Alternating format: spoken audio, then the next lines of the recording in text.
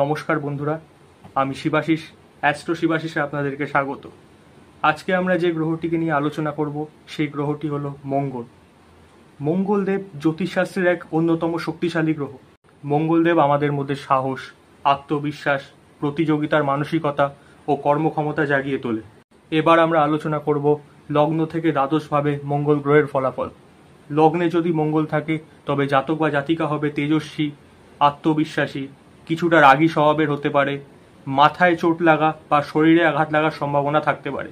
দ্বিতীয় মঙ্গল, কথাবার্তায় উগ্রতা বা রুক্ষতা থাকতে পারে, পারিবারিক জীবনে উত্তেজনা, তবে রিয়েল এস্টেট বা জমি সংক্রান্ত বিজনেসে লাভবান হতে পারে।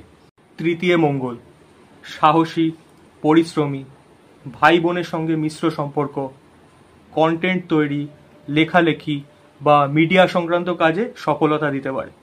চতুর্থে মঙ্গল, মায়ের স্বাস্থ্যে সমস্যা, মানসিক চাপ, পরিবারে অশান্তি, তবে জমি বাড়ি যানবাহন লাভের সুযোগ থাকে। পঞ্চমে মঙ্গল, প্রেমজ জীবনে অশান্তি, সন্তানের ক্ষেত্রে দুশ্চিন্তা বা সন্তান জেদি স্বভাবের হতে পারে। ষষ্ঠে মঙ্গল, শত্রু দমন, মামলা জয় এবং প্রতিযোগিতামূলক পরীক্ষায় সফলতা। সপ্তমে মঙ্গল, দাম্পত্য জীবনে কলহ, কোনো পার্টনারশিপ বিজনেসে ছোটোখাটো ব্যাপারে বিজনেস পার্টনারের সঙ্গে ঝামেলা।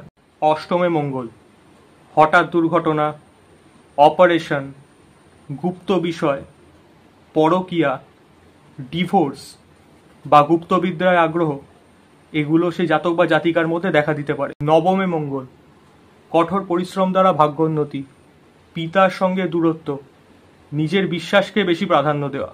দশমে মঙ্গল, চাকরি, নেতৃত্ব, প্রশাসনিক কাজ, মিলিটারি, ডিফেন্স, পুলিশ, ইঞ্জিনিয়ারিংয়ে সাফল্য।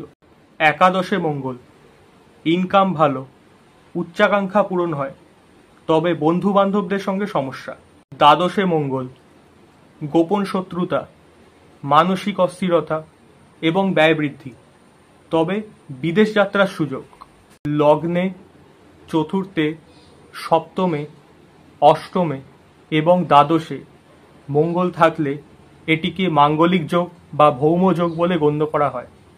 এখন এই মাঙ্গলিক যোগ বা ভৌম যোগ এটা কি আদৌ ভালো না খারাপ, এটা কি ফল দেয়, এই টপিকের ওপর আমি একটি বিস্তারিত আলোচনা পরে একটি ভিডিওতে অবশ্যই করব।